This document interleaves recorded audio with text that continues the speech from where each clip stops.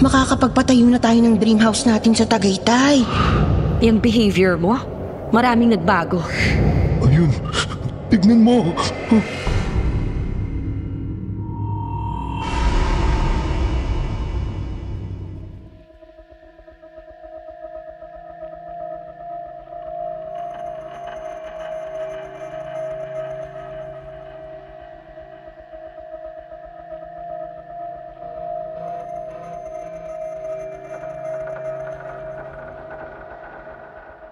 Good evening, Sir Wilmore. And to all of your subscribers, listeners, followers, fans, and silent subscribers. It is my honor to share my creepy story on your channel. Hindi lang para magbigay ng magandang story, kundi para magbigay ng makatotohanang content sa ganitong platform. Please call me Mabel. I was only 25 years old when this story happened 15 years ago. This is actually a story of my sister. Itago na lang po natin siya sa pangalang Nympha. Dalawa lang kaming magkapatid ng ate Nympha ko, Sir Wilmore. She is actually a nurse who flew to Los Angeles, California to pursue her dreams of helping us out here sa Pinas. Ulila na kami sa ina. Mga bata pa lang kami. So I was left in the house taking care of my sick papa.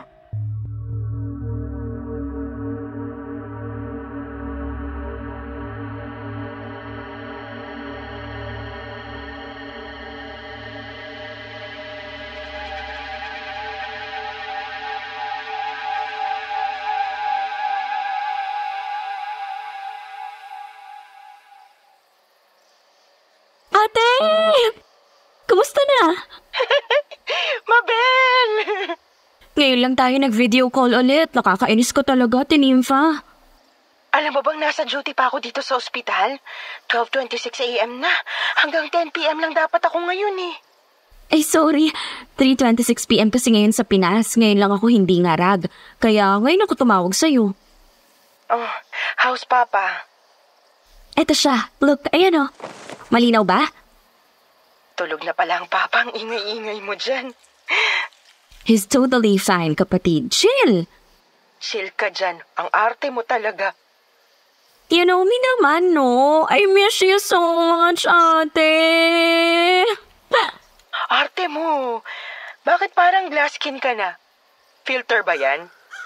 Hello, never akong gumamit ng filter, no? Filter ng sigarilyo minsan, pero filter sa video call? Para saan pa? Ikaw lang naman kachika ko. Ay, sandali kapatid. Don't tell me hanggang ngayon wala ka pa rin jowa dyan sa LA. 10 years ka na dyan, te. Jowa? Dito? Ay, not my cup of tea, kapatid. I'd rather die a spinster kaysa pumatol sa mga mayayabang na puti dito. So single ka pa? Ay, of course! Hindi nga ako mag-aasawa. Sinabi ko na kay Papa yun. Uuwi ako dyan at ako na lang mag-aalaga sa Papa. Ikaw pwede ka na lumande kung gusto mo. Ay! Totoo ba yan?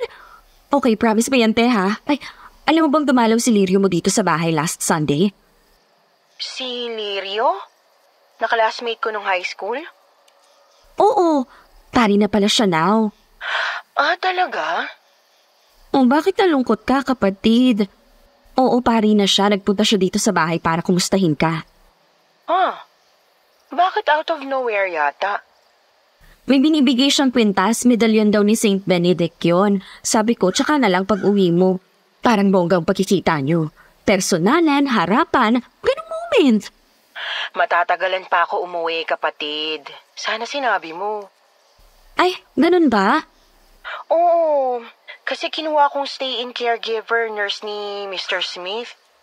Tinanggap ko na yung offer kasi mukhang mabait yung matanda nung dinalaw ko sa bahay. Mag-isa na lang sa buhay, kawawa naman. And ang catch dito, ang laki ng payment, Mabel. Makakapagpatayo na tayo ng dream house natin sa Tagaytay. At makakabili na rin tayo ng tig-isang condo unit sa BGC. Konting tiyaga na lang talagang kailangan. Dora ka na dyan, kapatid. Sa bagay, pasasaan ba't makikita rin tayo agad-agad?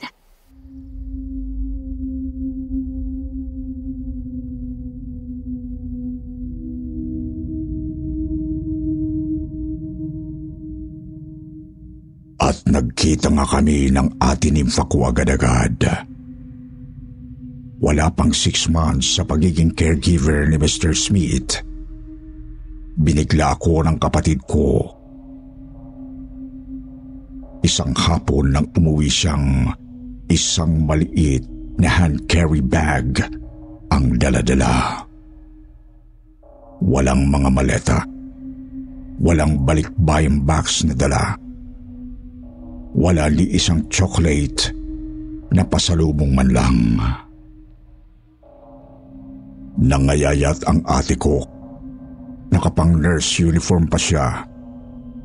At parang isang buwan, hindi naligo nang pumasok bigla sa bahay.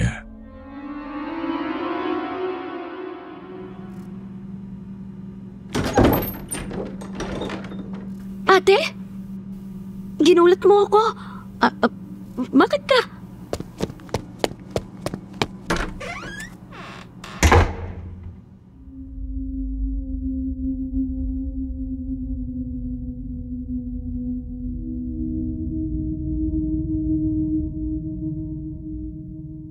Dumiretso siya sa kwarto niya at nagsara ng pintuan. Isang buong araw na nakakulong si ate Nympha sa kwarto niya. Natakot ako. Wala akong mapagsabihan. Hindi ko rin maikwento sa papa namin dahil baka lalong ma-stress. Na-stroke na nga baka atakihin pa sa puso sa isip ko. Pero salamat sa Diyos, dumating ang araw. Lumabas siya ng kwarto niya na sobrang bango, bagong paligo at nakangiti sa akin.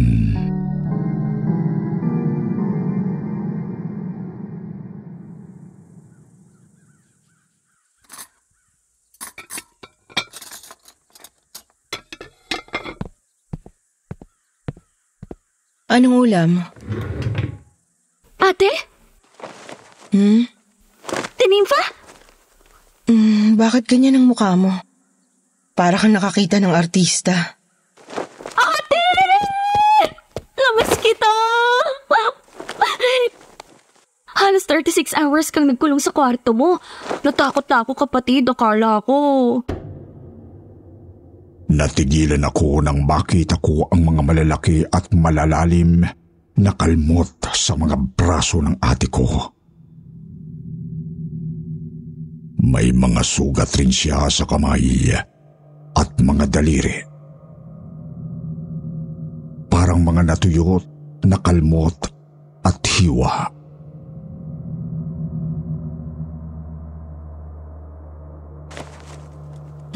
Bakit? Paano yung mga braso at kamay mo, kapatid? Ang papa ba kumain na? Hindi pa. Dito ka muna. Papakainin ko ang papa.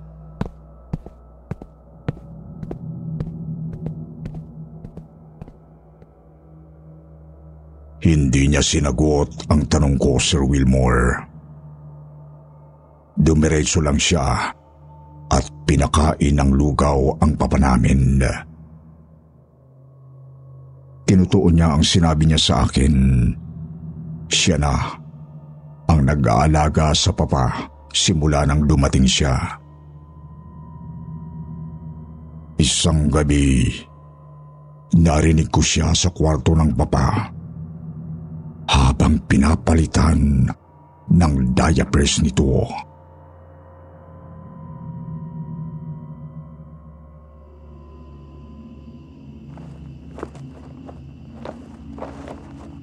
Shush.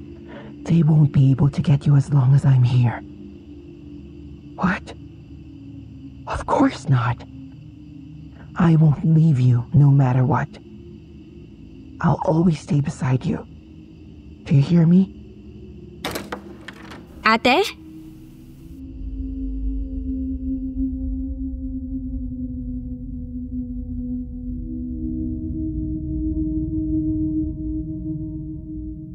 Napatingin siya sa akin at natigalgal ng matagal.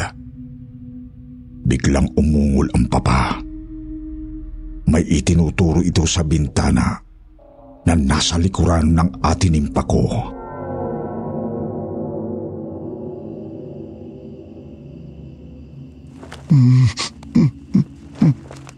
Ayun. Tignan mo. Paano yun?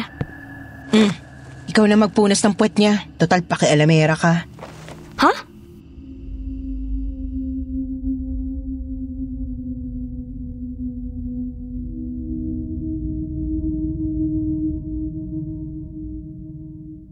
Biglang padabog na nag-walk out ang kapatid ko pabalik sa kwarto niya.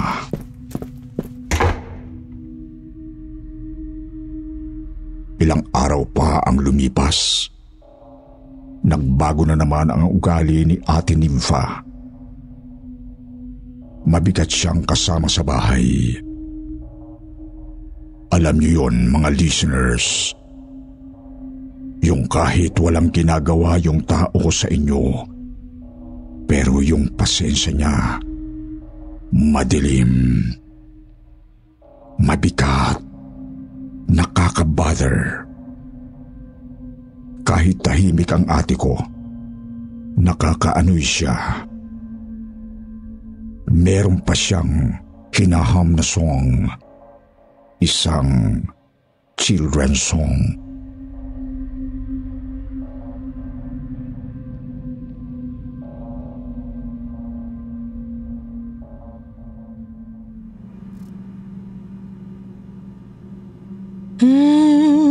Jesus loves me.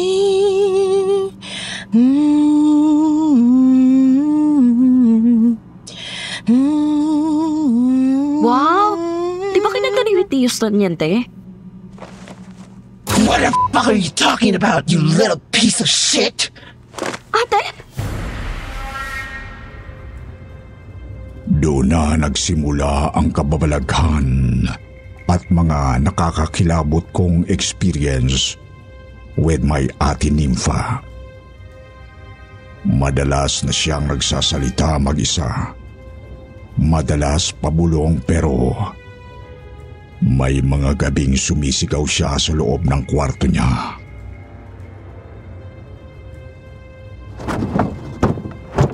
Get away from me! No! Stay away! Do not touch me! You! Stop hurting me! You stay away from me! Stay away from me! Ate Nympha, ano nangyayari? Nagulat ako nang makita ko siyang nakaluhod sa harapan ng luma niyang altar. May hawak na rosaryo at nakapikit ang mga mata.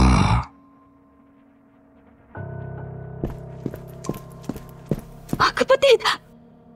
Mabel, I'm praying. The rosary. Pero kani-kanina lang naririnig kitang...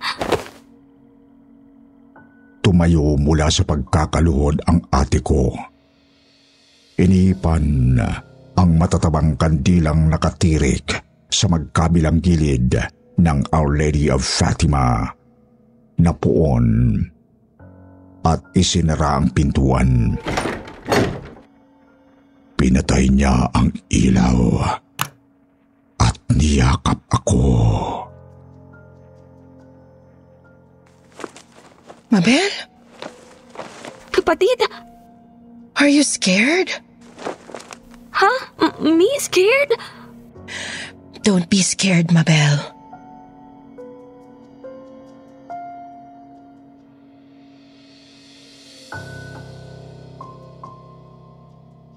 Hinila niya ako at pinahiga sa kama. Kinumutan niya ako at tinapihan sa kama niya.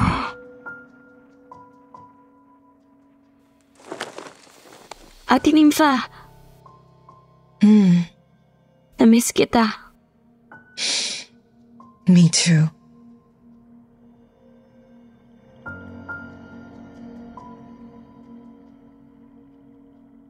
Sa sobrang pagkamis ko sa ate ko, niyakap ko siya habang nakatalikod siya sa akin. Nasa paanan namin ang pintuan, kaya madali kong matanaw. Hindi ako nakagalaw, Sir Wilmore, nang may natanaw akong malaking anino na gumagalaw sa pintuan. Abot hanggang kisame ang ulo nito. Lumingon ako kung may tao pa sa kwarto. Pero wala. Sa sobrang takot ko, napapikit ako. Pero wala pang 5 minuto. May malamig na puwersang humatak sa mga paa ko. Nalaglag ako sa kama.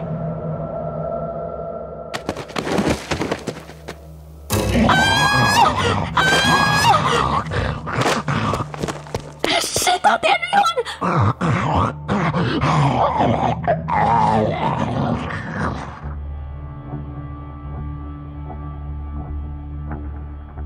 Narinig ko na lang na tila sinasapian ang papa ko mula sa kwarto niya.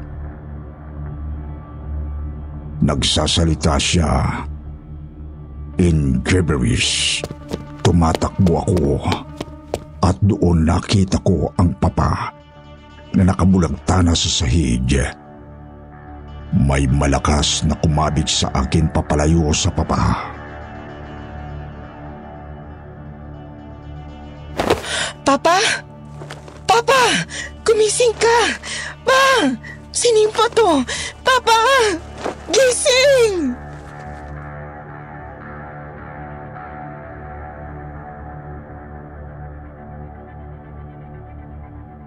Inatake sa puso ang papa namin that night. Hindi namin alam kung kanino hihingi ng tulong. Hindi kami makakuha ng ambulansya dahil walang sumasagot sa hotline.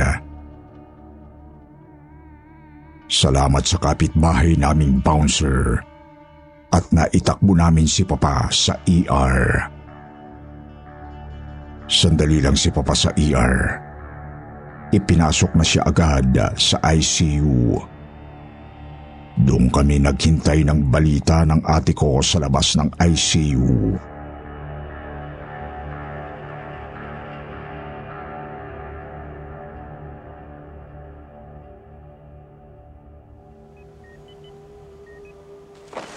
Ano ba kasing problema? What do you mean? You know what I mean, kapatid. Hindi dapat natin pinabayaan ang papa. Maayos ang papa not until you came back. Kasalanan ko, Mabel? Hindi ako bobo. Lalo nang hindi ako tanga, but I know. You don't know what's happening to me, so please, shut up. Yung behavior mo, maraming nagbago. Let's not talk about me. Bakit hindi? May nakita akong malaking itim na anino sa kwarto mo bago inatake ang papa. Shh! Anong shh? Huwag mo akong shh. Kasalanan mo lahat ng to. Sagutin mo nga ako. Inasulto ka ba? Binugbog, minaltrato nung nandun ka sa bahay ng Mr. Smith na yon? Na demonyo! Ha?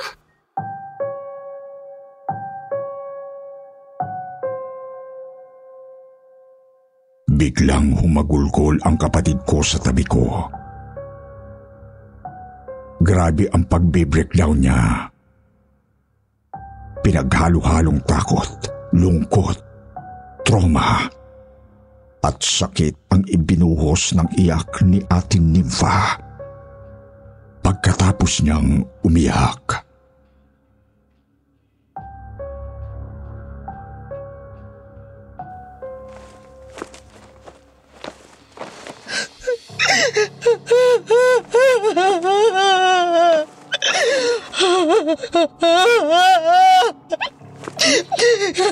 Hindi mo alam. Wala kang alam. Ate? Ate Nympha? Saan to pupunta? Bumalik ka dito, ate!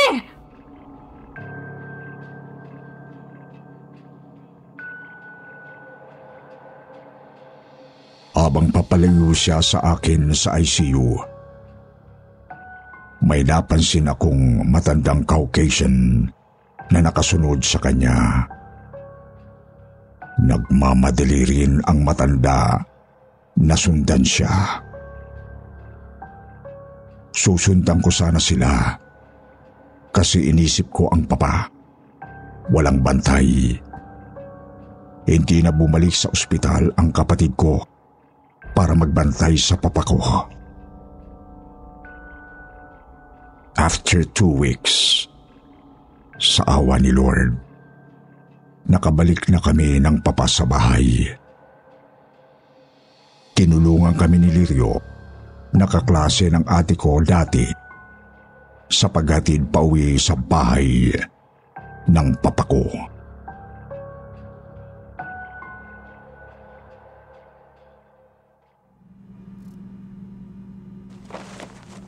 Salamat, Lirio.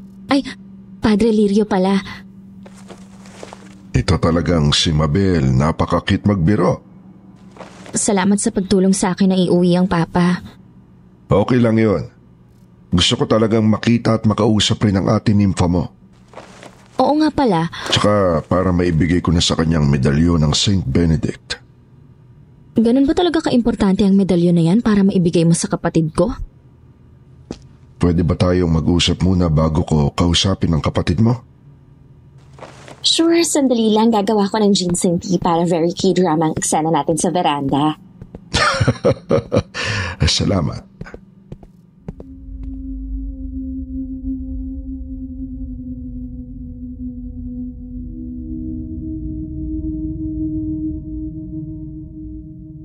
Habang nagtsatsa kami ni Padre Lirio, ay may kaba na ako sa dibdib ko, Sir Wilmore. Hindi ko gustong tanggapin yung sinasabi ng kutob ko. Pero nang mag-share na ng kwento si Father, ay tuluyan na akong nilamon ng takot.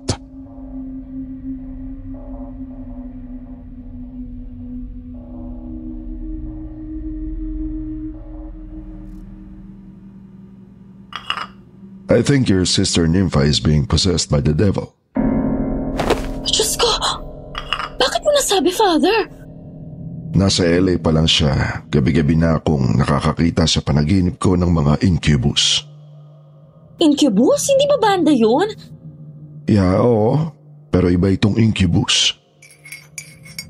Ito ay uri ng diablo na pumapatong sa mga kababaihan para pagsamantalahan ang pagkababae nila. At si Nympha ang babae sa panaginip ko. Lirio, kanina ka pa ba dyan?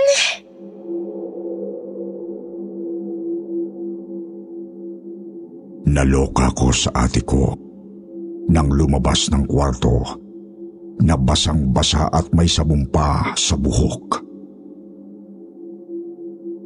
Nakatapis ng sobrang nipis. Bakat ang mga at masilang parte ng katawan. Habang buong libog na tinanong si Lirio. Biglang pumikit si Padre Lirio.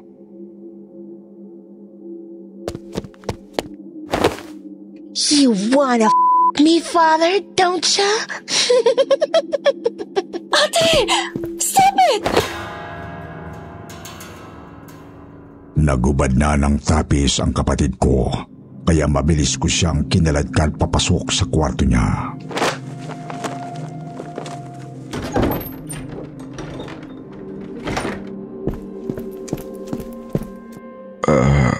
Mabel, babalik na lang ako sa ibang pagkakataon.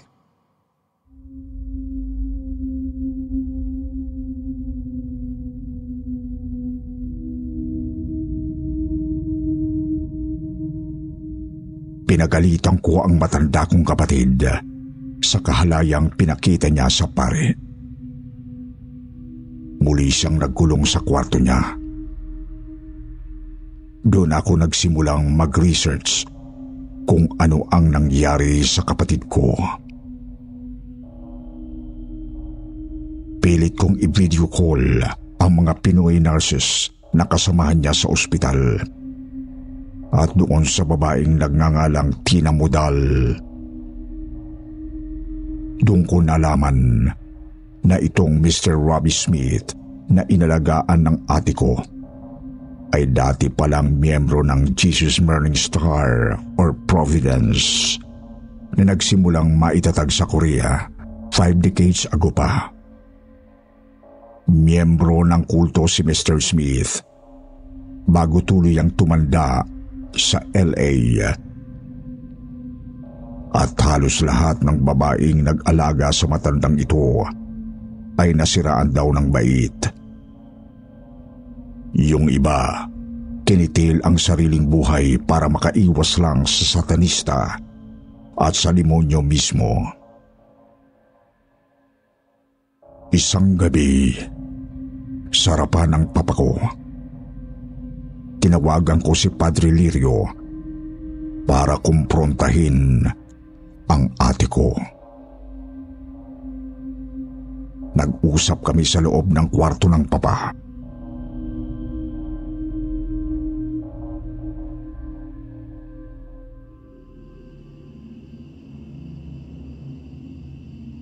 Nympha, nandito tayong lahat ngayon para baguhin ang anumang masamang nararamdaman mo. Galit, poot, pandidiri. Kanino? Isa siyang mabait na matandang pasyente nang makilala ko si Mr. Robbie Smith. Sa katotohanan, 2 buwan pa lang ako sa bahay niya. Pakiramdam ko, siya nang tumayo kong pangalawang ama. Pero isang gabi, pagkatapos ko siyang painumin ng gamot at itak-in sa kama niya, bumulong siya sa akin.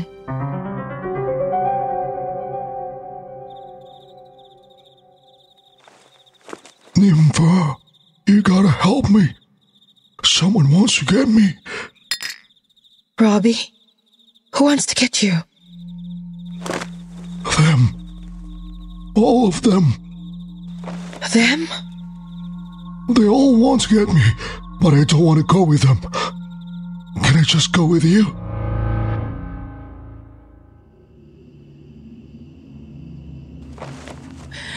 Doon na lang ako nagsimulang matulog sa tabi mismo ni Mr. Smith. Nung una, casual at walang mali siyang tulog lang. Pero nang tumagal, may napansin akong pagbabago. May nakikita akong malaking itim na anino na pumapasok sa kwarto at lumalapit kay Mr. Smith. Tapos? Sumasanib ang anino kay Mr. Smith. No! Nympha! They're trying to get me! No! Get away from me!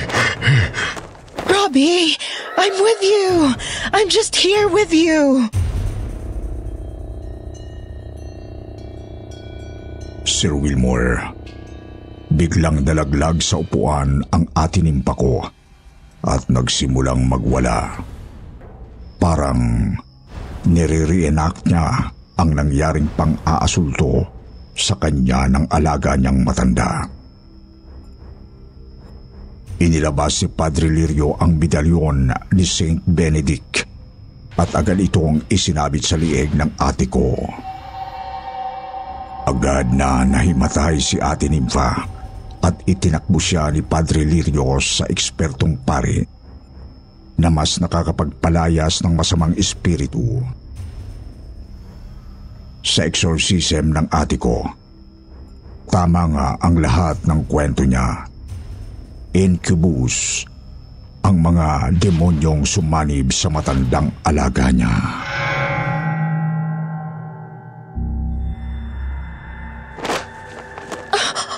Robbie!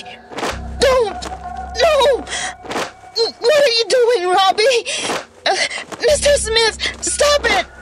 I'm your nurse! Your friend! Your daughter! Hey! Stop, please!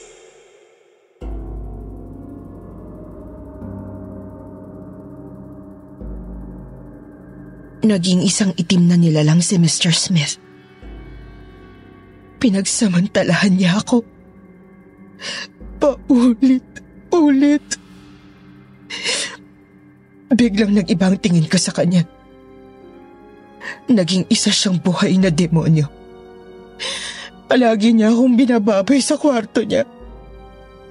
Ginagamit niyang natitira niyang lakas sa pagsasamantala sa isang Katolikong katulad ko. Bakit, Lirio? Bakit hinayaan ng Diyos mong babuyin naming mga demonyo ang katawan ni Nympha? In the name of God the Father Almighty, who made heaven and earth, the seas and all that is in them, I exorcise these metals against the power and attacks of the evil one. May all who use these metals devoutly be blessed with health of soul and body. Through the cross of Jesus Christ, I ask you to please intercede that God might protect me, my loved ones, my home, property, possessions, and workplace today, and always by your holy blessing, that we may never be separated from Jesus, Mary, and the company of all the blessed.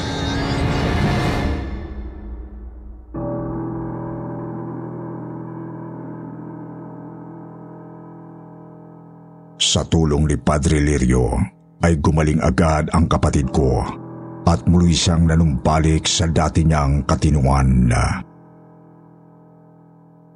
Nabalitaan na lang namin na nagpakamatay yung Mr. Smith nang umuwi sa Pilipinas ang kapatid ko.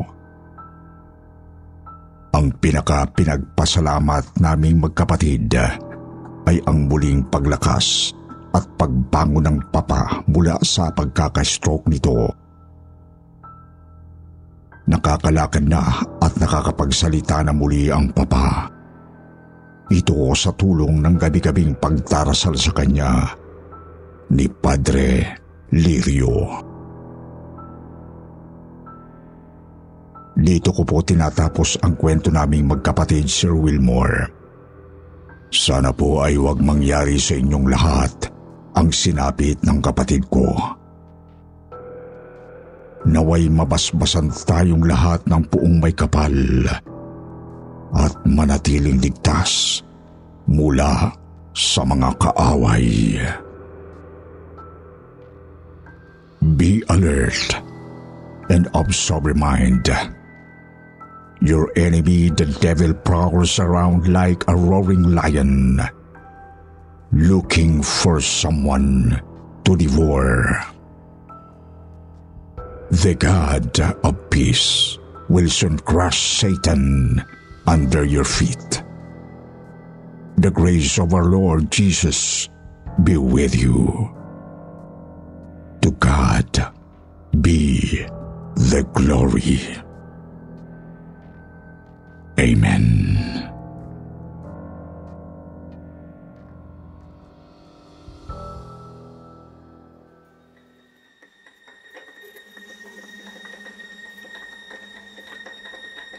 Narito na po ang pinakahihintay ng ating mga taga-subaybay. Dumako na tayo sa paborito nating shoutout portion. Shoutout. going out to Mama Mikay, MJ, Kalihat Family Vlogs, Elmer Ibanez Jr., Jen Villamor, Supremo Pook Sky, Maggie, Mayumi Makisig, Angel Gauran, Camille Montorio. Magbabasa tayo ng pinakamagandang comment galing kay Maria Annalyn de Bolanose at Elia Barbacena. Sabi ni Annalyn, hindi talaga nakakasawa ang mga kwento nyo sa kwentong Takip Silim at Sityo Bangungot. Sabi din ni Elia, ang gaganda ng mga boses nyo, lalo na yung mga narrator. Ilang years na din ako sa Spotify nakikinig. Magaling at maganda ang stories kaysa sa iba. Sa mga hindi nabanggit, sa susunod na lang po kayo. Huwag niyong kalilimutang mag-reply sa ating shoutout box na nasa comment para ma-shoutout ang pangalan niyo. Muli po, mula sa bumubuo ng kwentong Takip Silim at Sityo Bangungot, ito ang inyong lingkod, Sir Wilmore. Nagpapasalamat.